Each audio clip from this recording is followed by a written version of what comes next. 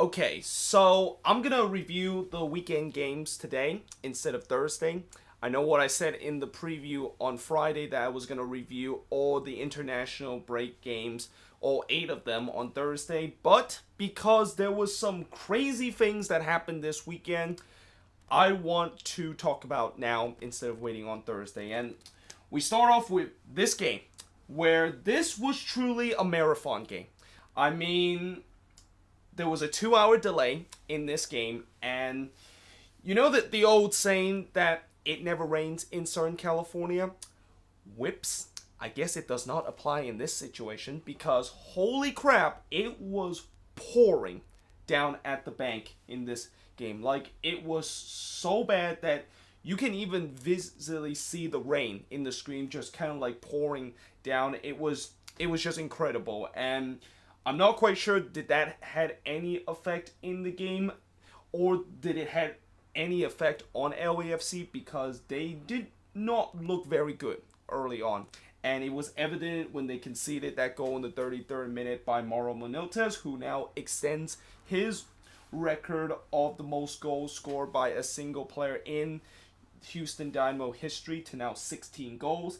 And I think after that goal was scored, they basically just kind of pulled the plug and pretty much said that we are going under a kind of delay because it was raining so bad, and there was also lightning in this game too. I mean, who would have thought that LA would have lightning? It is very rare here for someone that live in California, and even though I don't live in Southern California, I've been there a couple of times. It never rains very often, let alone have lightning whatsoever. So this was certainly an unusual kind of weather, and there was about a 2 hour delay between when the game stopped in the 34th minute to it being resumed. And when it resumed, pretty much LAFC kind of dominate the entire game, and it was pretty much the Carlos Vela show after the rain delay is over. First, he got a penalty in the 44th minute. Then he assisted Diamante's goal in the 53rd, and then he scored the 4th goal in the 78th. Also, Walker Zimmerman scored another one. You know, he just cannot stop scoring right now with his 4th goal of the season. Although I think it's more like 4th in the last 6 or 7 games because he has been just a goal-scoring machine lately. And he's a defender also. And he also have scored all those goals from headers. So, yeah, never knew Walker Zimmerman kind of took the road of Sergio Ramos and just be so kind of clinical in terms of those headers that he scored. But yeah, overall for LAFC, this is a good win for them. Although one thing I am still a little bit concerned about them in this game is that their defense was not that good. And it was evident by these 2 goals that they conceded, especially this Wenger goal that they conceded. I mean, it was a very soft goal to concede. And the other thing that I'm still worried is that what happened if Vela is not having this kind of performance. I mean, this was just Vela kind of once again carried the team on his back and just made a couple of good runs and score a couple of goals while assisting in a goal in this game. What happened if he does not have this similar performance when he gets to the playoffs? And what happened when you really need to rely on him and when he has an off game in the playoffs? What are you going to do? And that is a big question for this team because there's just nobody else on this team I can think of on the top of my head that has shown that they can be another kind of creative piece. And that is something that, maybe it could haunt LAFC back when the playoffs does start. But as for Houston, like I said about last week when they play against the Sounders, they pretty much just give up this season. Like, they pretty much just forfeit ever since they got eliminated from the playoff. And now there is question whether or not if Wilmer Cabrera will be staying with this team. There's a lot of rumor that he could be fired by the end of the year, which is kind of unfortunate because I thought Wilmer Cabrera has really done well with the Dynamo these last couple of years. And really, the reason why the Dynamo are having a bad year is because all those blown leads that they suffer earlier in the season. And speaking of the Dynamo being eliminated, I know what you're gonna say to me in the comment. Where in the world is the moving forward series for the Dynamo? It's coming, okay? Unfortunately, I couldn't do it on Friday because I'm having a bit of family issue these last couple of days. So I'm probably going to do it on Monday if everything goes well, and hopefully I don't get hammered by homework tomorrow like I always do on Monday. But yeah, I'll probably do the Dynamo moving forward series tomorrow, and I'll probably do the New England Revolution moving forward series in the incoming day, because the Revs are a team that have now been officially eliminated from the playoffs. Just a little bit spoiler alert of what I'm going to be talking about later. But yeah, moving on, and probably the game that, you know, when you look on paper before this game actually kick off, nobody would really care about this game. Like, it's two teams that have already been eliminated from the playoffs, and whoever wins this game is just going to kind of get 3 points on the board and just kind of like add a little note in their season kind of score sheet, and that's all that it matters because, like I said, both teams are eliminated. But boy, there was more than just kind of a meaningless game. In fact, this is probably the most exciting and the most talk about game this week, because we had 2 red cards and we had an incident that I know we're going to be talking about throughout the weekend, and I'm actually going to just talk about right now because I'm pretty sure a lot of you want my reaction to what happened to the incident right at the end of the game. And you notice how both of these players got sent off in the 14th minute of stoppage time. I think this game also broke the record for the longest regular time game in MLS history, because the end of this game was already equivalent to 1/2 of extra time. But that was because right after when Nicky Jackson scored this goal in the 97th minute, which, by the way, what the heck was this defending by Minnesota that led to the goal by Nicky Jackson? I mean, Michael Borkshall, what in the world was he doing? Just do a silly kind of schoolboy back pass, and Nicky Jackson basically just pounced on it. I mean, it was an absolute gift that Nicky Jackson just got in that game, and he basically chipped over the goalkeeper to pretty much finish the game off. But obviously that is not the biggest talking point in terms of what happened with that mini scrimmage, or you could kind of say kind of a mini brawl that happened right at the end of the game. It was an incident because Tommy Smith decided to do one of the most idiotic thing you will ever see a soccer player that does, and probably one of the most disrespected thing a soccer player would do on the pitch, and that is he decided to go to the Minnesota United bench and he celebrates in front of them.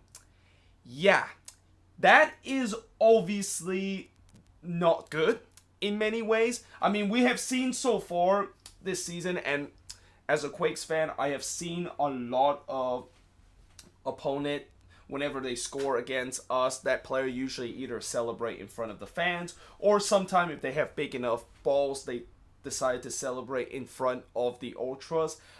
But Tommy Smith decided to take even a step further and decided to celebrate in front of the Minnesota United bench.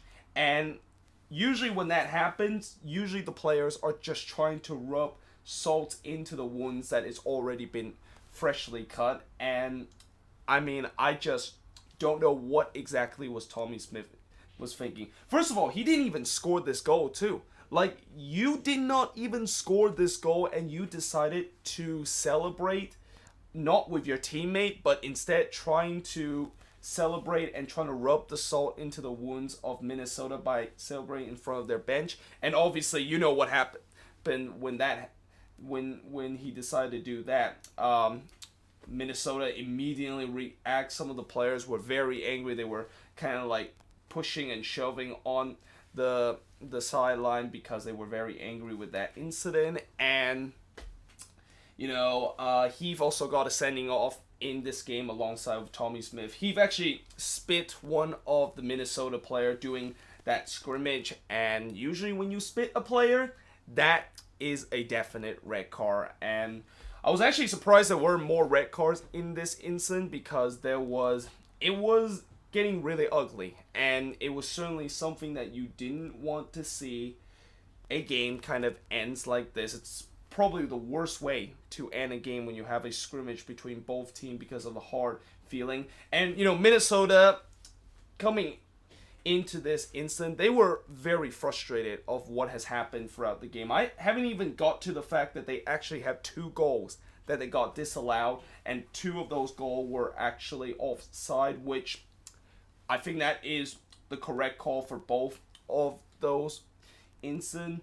And I know a lot of people are not happy about it, especially Loons fan. They think that one of those goals should not have been disallowed and shouldn't have gone to VAR and then disallowed it. And I think the one that they're most angry about is the first one, because I think a lot of people kind of misunderstand the fact that it wasn't Quintero, the one who scored the goal, that was offside when the ball was played toward him. But what was offside was on the build-up, when there was a long ball that is up in the air, and I think it was Angelo Rodriguez brought that ball down. But unfortunately, when he brought that ball down, when that through ball was coming toward him, it looked like he was on an offside position, and it was very close, but it was definitely offside. And I think that's a good call by the referee and a good example of the use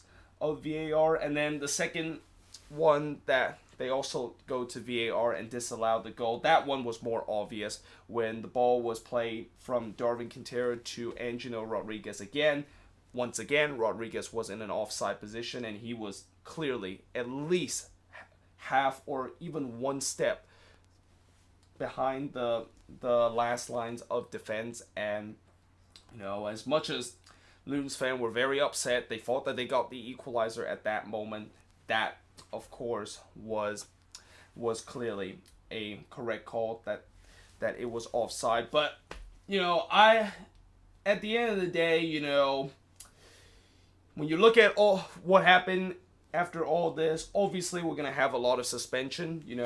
Heath is probably going to get a couple of games suspended because of the fact that he spit an opponent, and usually when that happens, it maybe is a couple of games. And Tommy Smith, of course, probably will get a couple of game of suspension, and maybe more than what Heath would get, because he kind of instigated this incident. He kind of started this whole kind of melee that happened at the end of the game. But we shall see what Disco will do in the upcoming weeks, and I'm pretty sure these kind of suspension, I'm assuming it's going to carry over into next season. I mean, just because if Tommy Smith is going to get suspended like 5 or 6 games, and there's like 2 more games left in the season for Colorado and Minnesota, doesn't mean it doesn't carry over next season. I think they do carry toward next season. But meanwhile, talk about the last 2 games. I'm just going to kind of quickly talk about these last 2 games, because it was really the first 2 games that I kind of want to really talk about. But yeah, DC, for the second week in a row, a very ugly victory against their opponent, and this time they were able to just squeeze out a 1-0 victory over FC Dallas. And to be fair, this was definitely not a game a neutral would really like, because it was very disjointed. Both teams really struggled going forward, and it looked like FC Dallas was going to do their classic kind of grind out resort like they have been doing throughout the season. But unfortunately, they did concede the goal in the 86th minute, and this goal that Dallas concede and the goal that DC scored pretty much just summarize how disjointed this game was. Because what happened in this goal was, when the ball was coming in, Canoes originally hit the ball on the volley that just smacked off the post, and then when that ball kind of ricocheted off the post. There was a mad scramble between a couple of players, and then somehow after all that mad kind of scramble in the box, the ball kind of come right back into Canoes, and Canoes just pretty much kind of flicked over Jesse Gonzalez's head. I think he was more meant to try to flick it so that hopefully one of the DC player can just like tap it in, but still he kind of flicked on it. Nobody really got onto that flick, and that flick was actually heading into the back of the net, and just like that, DC took the 1-0 lead, and that's all they need to get all 3 points in this game. And because DC got a win and all 3 points in this game, they are now officially above the red line for the first time this season. I mean, it's been coming. When you look at how DC's been playing in these last couple of games, and in general, ever since the opening of Audi Field and ever since they got Wayne Rooney, this team have looked to be one of the most dangerous team in the East. And although in the last couple of games they have kind of struggled a little bit and they had to kind of grind out Resort, you know, at the end of the day, if they're able to get Resort and they're able to beat some of the best team in the league, which includes FC Dallas, who were at the top of the Western Conference coming into the day, you know, when DC does get into the playoff, watch out. This team could be a dark horse team coming into the playoff. I mean, they might be a 6-seeded team, but as of now, when they go into the playoffs, they're playing against NYCFC on the road, and I can assure you that there is a high chance that DC can walk out of Yankee Stadium in that knockout round with a victory, because right now, NYCFC, they are just having a very bad run, and they're known for collapsing in the playoffs. And DC is a team that is just on a mission, and right now, even though technically they have not secured playoffs yet, they know that they're getting close to it, and once they go into the playoffs, that is not going to be it for them. They're going to just continue to try to hunt down and trying to carry that good form that they had in the second half of the season into the playoffs. And when a team does that, when a team gets hot coming into the playoffs, that team usually go very deep into the playoffs. So, yeah, you know, for DC, this is going to be very interesting when they do make the playoffs. And I think maybe you would say that they probably have guaranteed themselves into the playoffs because of the fact that, you know, they're now above the red line, and they still have one more game in hand against TFC on Wednesday. And that game, you know, with the way that they've been playing, I think that could be another victory. And I think if they do win that TFC game, then I think it pretty much guaranteed DC is going to make the playoffs. I mean, I just don't see how Montreal can make up 4 points in the last 2 games. Like, Montreal would really need to pray to TFC that DC United would not win that game, because if they win that game, then Montreal is just, yeah, they are in a deep trouble coming into the last 2 games of the season. But finally, talk about the last game of this weekend, and, you know, New England, unfortunately, coming into this game, they already know that they got eliminated, because I forgot to tell you that despite the fact that New England needs to win this game, they also got to pray that DC does not beat FC Dallas, because if DC beats FC Dallas, then New England would be eliminated from the playoffs. And DC, of course, did beat Dallas, which means the Revs are eliminated from the playoffs. But they did get a 2-0 win over Orlando City, which is their first win in over a month. Panea and Fagundes with the goal. And for Orlando City, yeah, 5 games now without scoring a goal. Over 450 minutes without scoring a goal. I mean, that is just kind of summarize how Orlando City's been this season. And right now, you know, I said back in the Moving Forward series that, you know, I think James O'Connor shouldn't be kind of like called out in terms of the way he's been managing this team, because it's still a pretty much Jason Christ kind of team. Yeah, I think I might reconsider those words, because I can kind of now see why James O'Connor is not really doing anything better for this team. I mean, I know that it's still kind of a Jason Kreis kind of team, and he still hasn't really brought in with a couple of the guys that maybe he wants to improve the team. But at the end of the day, when you cannot even score a goal, like under Jason Kreis, at least Orlando City can still score goals and still have a chance to win the game. The only reason why they didn't win those games was because they just had a god-awful defense. With under James O'Connor, so far, this team not only cannot defend, but now they cannot score too. So it just feels like it's not just one step backwards, but it feels like more like 2 step backwards, with one step being Jason Kreis ruined the team, and now another step because of what O'Connor is doing and how he is just... I just don't know what exactly is he trying to do with this team. I mean, I have a feeling he's just tried to be more defensive and trying to not be as much attacking as the previous Orlando City team has done earlier in the season. Or actually, that didn't sound right. More like what Orlando City was in the first half of the season. That sounds actually a little bit better. But because of that, if you decide to go a little bit more defensive in a team that is already bad at defending, then you sacrifice a lot of those attacking power. And right now, we are just seeing that with this team. Like, this team just does not have any creativity, and even guys that they really rely on the goal scoring department, Dom Dwyer, is just really struggling in these last couple of months. But either way, that is pretty much it for all these games that happened this weekend. Like I said, I was supposed to review this on Thursday, but I decided to do it now because there was so many things that happened this weekend with some of these games. But yeah, hope you guys enjoyed this video. If you do, make sure you guys leave a like, smash that subscribe button, and yeah, I will see you guys next time.